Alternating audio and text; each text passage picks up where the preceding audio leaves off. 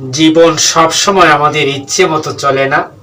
বাধা আসে, দুঃখ আসে, ব্যর্থতাও আসে, কিন্তু তখন সবচেয়ে বেশি প্রয়োজন ইতিবাচক দৃষ্টিভঙ্গি।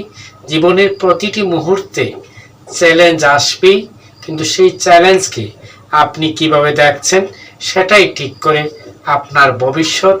ইতিবাচক দৃষ্টিভঙ্গি হলো সেই শক্তি যা অন্ধকারেও আলো খুঁজে পায়, ব্যর্থতার মাঝেও শিক্ষা দেয়, আর মানুষকে এগিয়ে নিয়ে যায় সাফল্যের পথে। তুমি সাফল্য পেতে চাও, তাহলে এই ভিডিও তোমার জন্য যথেষ্ট।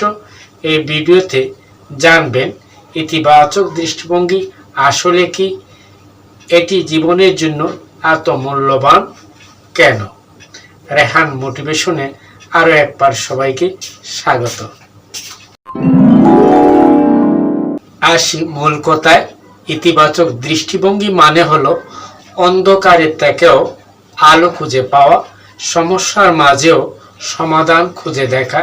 এটি শুধু এক ধরনের চিন্তাধারা নয়, বরং আমাদের জীবনের চালিকা শক্তি। যে মানুষ ইতিবাচকভাবে ভাবে, চিন্তা করে, সে প্রতিটি ব্যর্থতাকে শিক্ষা হিসেবে গ্রহণ করে, প্রতিটি বাধাকে সুযোগ হিসেবে দেখে। ফলে তার মনে জন্মায় সাহস, কর্মে আসে দৃঢ়তা, আর জীবনে আসে সাফল্যের আলো। একজন আশাবাদী মানুষ শুধু নিজেকে বদলায় না, আশেপাশের মানুষকেও বদলায়, প্রেরণা যোগায়। তার উপস্থিতিতে সম্পর্কে সৌন্দর্য চড়ায়, প্রতিবেশী বা উপস্থিত পরিবেশ প্রাণবন্ত হয়। মনে রাখবেন, নেগেটিভ মানসিকতা আপনাকে থামিয়ে দেবে, আর ইতিবাচক দৃষ্টিভঙ্গি আপনাকে এগিয়ে নেবে। তাই প্রতিদিন নিজেকে বলুন, আমি পারবো, আমি এগিয়ে যাব, আমার জীবন বদলাবে। কারণ জীবনের সত্যিকারের জাদু লুকিয়ে আছে আপনার দৃষ্টিভঙ্গির ভেতরে।